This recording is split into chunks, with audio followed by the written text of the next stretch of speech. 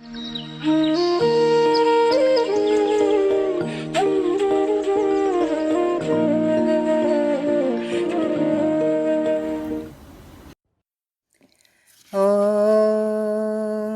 Sri Rama Rama Ramedi Rame Name Manorame Sahasranama Tattulyam Ramanama Varanane.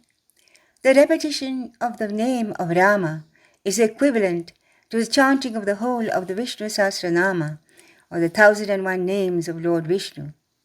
The Hindu year is divided into two halves of 6 months each. The first half starts from Makara Sankranti on January 14th and ends in July. This is known as Uttarayana, or the northern path in which the sun seems to be moving towards the north. From July onwards, the sun again seems to be proceeding southwards, and these 6 months are known as Dakshinayana, or the southern path. These 4 months, starting from Shravan, are the monsoon months, and generally the sannyasis who normally travel all over the world, all over the land actually, are allowed to stay in one place. At this time, they used to give discourses on the Puranas and the Itihasas. This was how our culture was kept alive, and ordinary people came to know the stories of our Puranas. The month of Shravan, which has just started, is known as the Ramayana Mass. During this month, we can either listen to the stories of the Ramayana or read it for ourselves. The Ramayana is a historical record of one of the greatest kings of Bharat and has inspired all those who have listened to this for centuries. In this podcast, Vanamali is reading from her own book on the life of Sri Rama, known as Sri Rama Lila.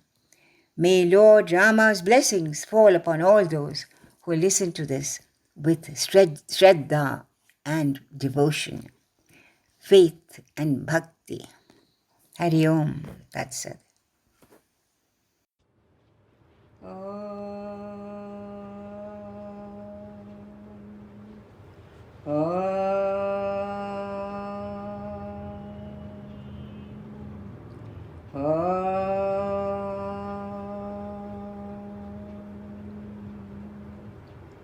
Sri Rama Rama Ramedi Rame Rame Manorame Sahasranama Tattulyam Ramanama Varanane. The chanting of the name of Rama is equivalent to the chanting of the 1001 names of Vishnu in the Vishnu Sahasranama. Hari Om. Today we are taking the story of Sri Rama, the 7th incarnation of Lord Vishnu. Now, before we go into the story of the Ramayana, let us listen to the story of the sage Valmiki, who was the author. It is said that he was born of Brahmin parents who abandoned him in the forest at birth. He was found and brought up by a hunter and thus became a hunter and a robber by profession. He was known as Ratnakar. He was a wild and savage man and knew nothing of culture or civilization.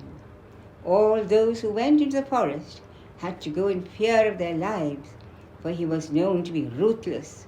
He lived with his wife and brood of children in the depths of the forest and had never gone anywhere near a town. One day he saw a man approaching him.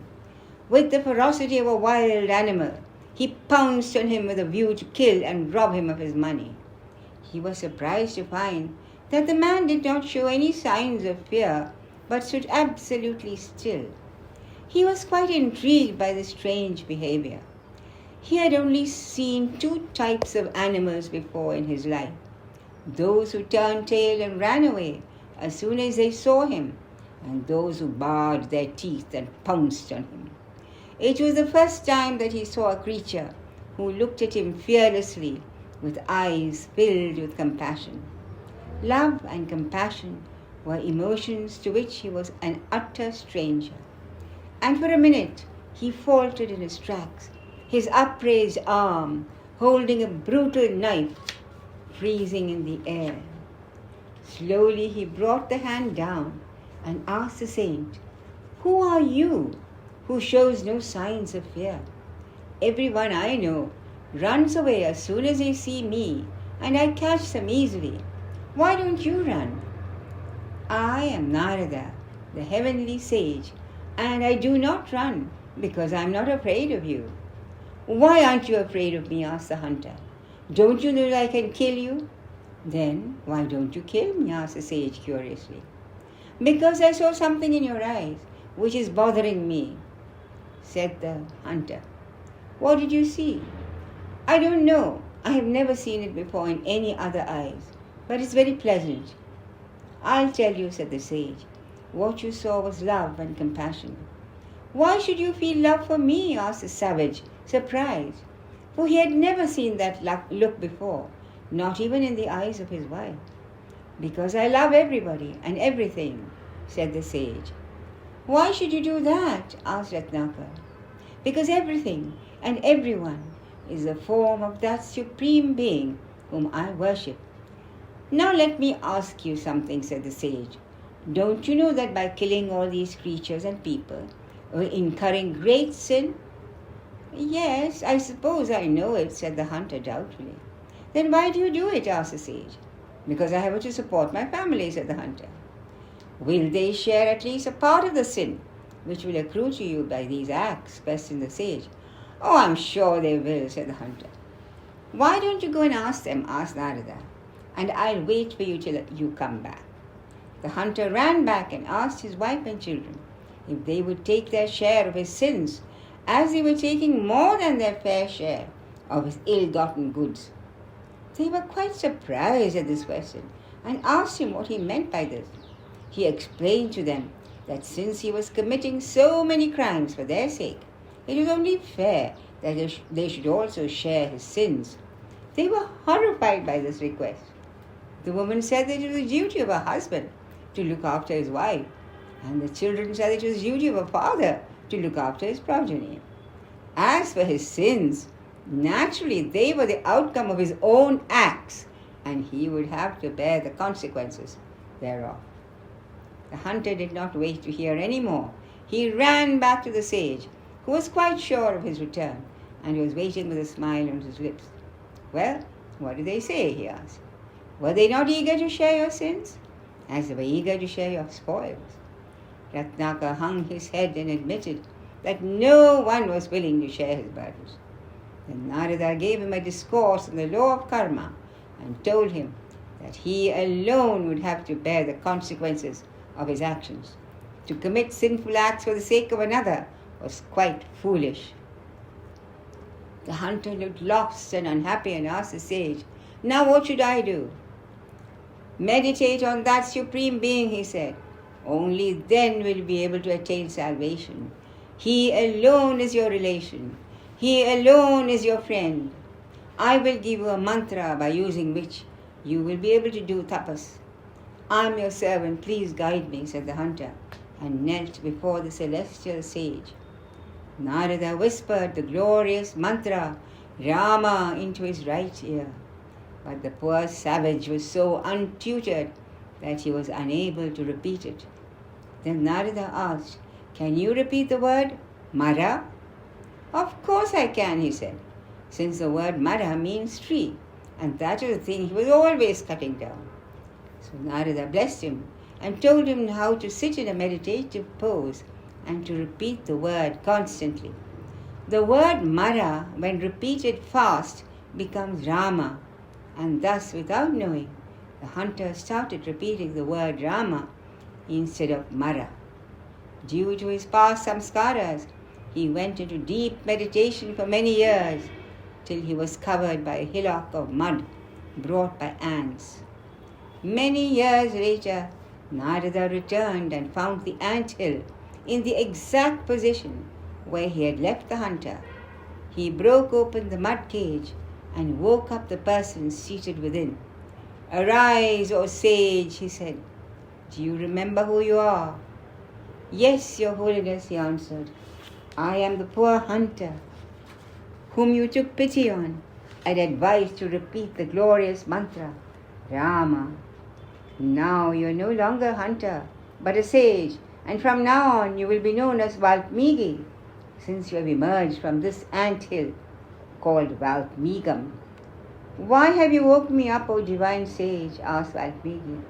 "I would prefer to meditate for another few years." "Your time for meditation is over, my dear. Now is the time for action. You have many more things to achieve in your life. Go to the banks of the river Tamasa, where it meets the Ganga, and there make your hermitage. Very soon Sita, the beloved wife of Rama, will be coming there. She is with child, and she has been abandoned by her husband. It is your duty to look after her and the babies till they are old enough to return to their father." "O Holy One," Valmiki said, "if I find that this world is a wicked place, filled with ignoble people. If I could find at least one human being who would possess the qualities of a noble soul, then I would feel like returning to the world.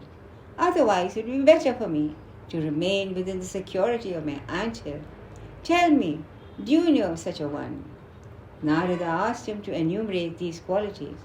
Valmiki said, "Integrity, bravery, righteousness, gratitude, truthfulness, dedication to one's principles, concern for all living beings, learning, skill, beauty, courage, ability to keep anger under control, lack of jealousy, and undaunted heroism. O sage, pray tell me, am I expecting too much? Can anyone have all these qualities at the same time?" Narada was pleased to answer this question and said, "Indeed, I do know of such a person. He is born in the line of Ikshvaku, and his name is Rama." Narada then proceeded to acquaint Valmiki briefly with the story of Rama, who possessed all the qualities of a perfect man. He concluded the story by saying, "This Rama now resides in the city of Ayodhya and rules the kingdom with all righteousness. He is born to establish dharma on earth. Very soon, as I said, his wife Sita will be coming here, and it is your duty to take care of her." Thus saying, the sage departed, strumming his lute. After he had left, Valmiki went to the land near the Tamasa river and made his hermitage. Soon he had many disciples. One winter morning, he went to the banks of the river for his bath. On the way, he saw two cranes mating. As the sage gazed in joy at their spontaneous love for each other, a fowler aimed a fatal arrow at the male bird and shot him, contrary to all the rules of dharma. Pierced by that cruel arrow, in the midst of the act of love, the bird fell to the ground with a heart-rending cry. Wrenched from her lover, the female bird screamed piteously, beating her breast with her wings. She fluttered around, terrified and bewildered. Her piteous cries brought forth a gush of compassion into the heart of the sage, and he cursed the fowler. As soon as the curse left his lips, he felt great remorse. He was horrified that his compassion for the bird had made him break his vow of non-violence by cursing the fowler. He was horrified that his compassion for the bird had made him break his vow of non-violence by cursing the fowler, who was after all only a helpless victim of his own karma, like he had been a long time ago. He felt very unhappy about the whole episode. Then he realized that his curse had flowed from his lips in a spontaneous verse of 4 lines with 8 syllables each. He was struck by the beauty of the verse and told his disciple Bharadwaja to memorize it. The sage then continued with his interrupted ablutions and returned to his ashrama. Just then 2 young brahmacharis from the neighboring ashrama ran to him and told him that a beautiful woman had been abandoned near the river and appeared to be contemplating jumping into it. Valmiki ran to the woman and knew that it was Sita, the wife of Rama, as told by Narada. He escorted her home and told the wives of the sages to look after her, for she was carrying the heir to the throne of the Ikshvakus. Later, when he sat for meditation, he was filled with remorse over the episode of the 2 cranes and his involuntary curse of the hunter. Brahma, the creator, appeared to him and told him not to brood over this strange event, because from this incident would arise the inspiration to narrate the story of Rama, Sita, and Lakshmana. Brahma spoke thus: "You will be inspired, O Rishi, to compose a most memorable poem on the exploits of Sri Rama. The whole life of Rama will be revealed to you. Everything that you say in your poem will be based on facts which you have witnessed. You will be able to see each and every one of that glorious episodes in the life of Sri Rama. You will get great fame as being the first of all poets. The story of Rama will endure as long as these mountains and rivers stay on the face of this earth. Your fame will resound in the realms of heaven above and the kingdoms of the earth below." Having blessed Valmiki thus, Brahma departed.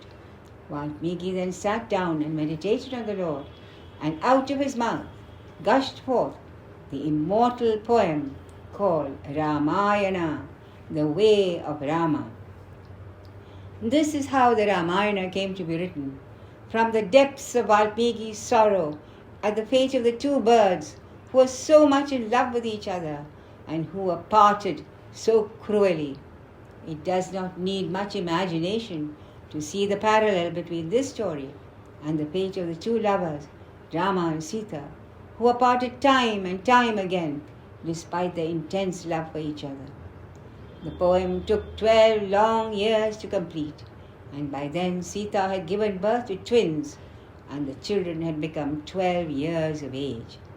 Having composed this remarkable poem, consisting of 24,000 verses on the life of Sri Rama and Sita, the seer looked around for a person with a prodigious memory who could memorize the entire story. Just at that moment, the twin sons of Sri Rama himself, called Lava and Kusha, who were being brought up by Valmiki in his own hermitage, appeared before him, clad in hermit's garb. Knowing them to be endowed with great intelligence and mastery of music, the sage forthwith proceeded to teach them the entire poem, which they mastered with ease. At an august assembly of sages, the twins sang the whole poem exquisitely in one voice. The sages were charmed and gave them many boons.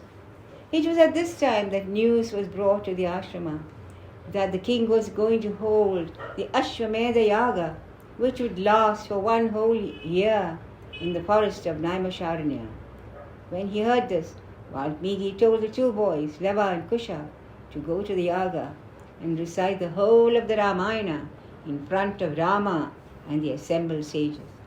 The children did as they were told.